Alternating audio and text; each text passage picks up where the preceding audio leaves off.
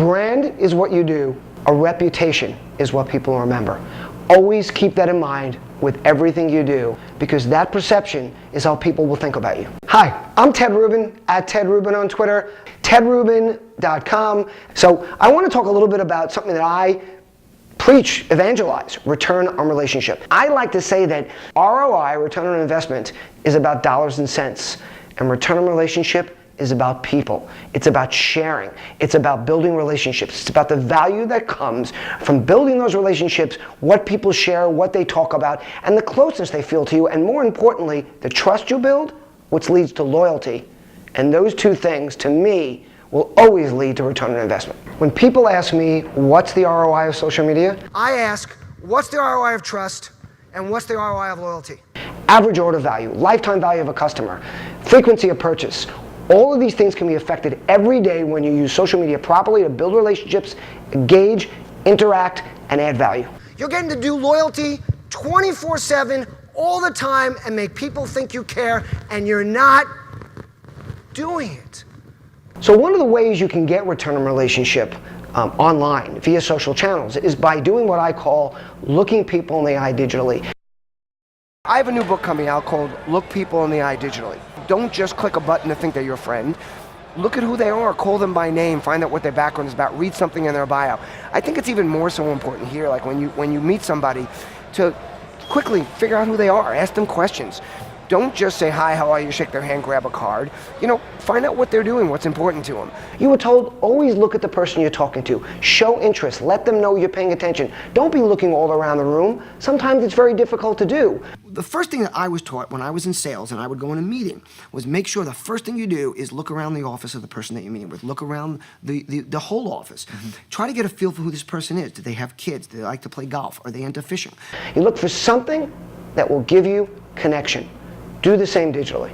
I like to call this the age of influence, where anybody can build a brand, affect change, make a difference right from their own bedroom. I mean, you don't even have to go out anymore to do things like this. You used to have to go out and meet people, but I can sit anywhere 24/7 and build relationships. You can build relationships 24/7 around the clock. It's what keeps me awake at night. I don't sleep.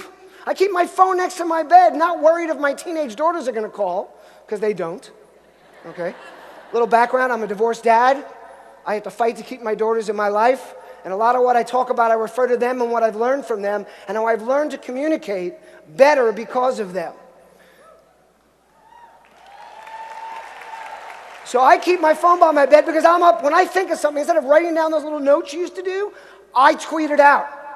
And by the time I wake up, I've got responses. That's how return on relationship was developed. I can connect, engage, and build relationships all the time, and I try to do that.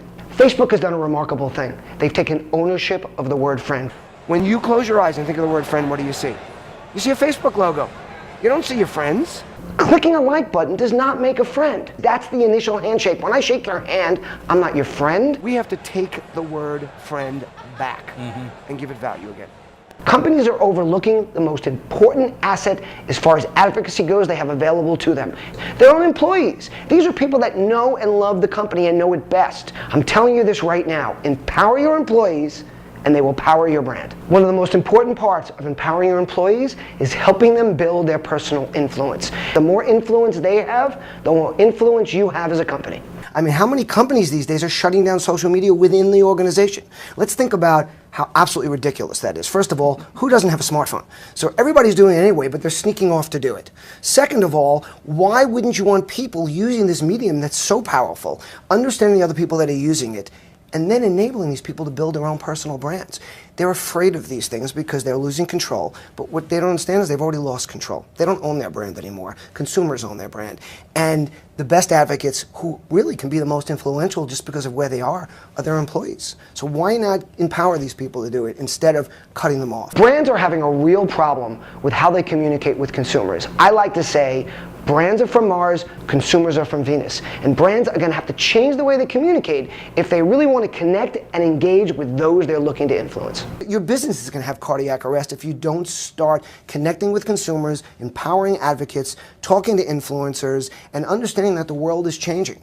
and you don't own your brand anymore. And if you don't start listening and engaging with people and interacting, you're going to fall behind the people that are doing it. Relationships are like muscle tissue. The more you engage them, the stronger and more valuable they become. Build relationships, engage, interact, and add value.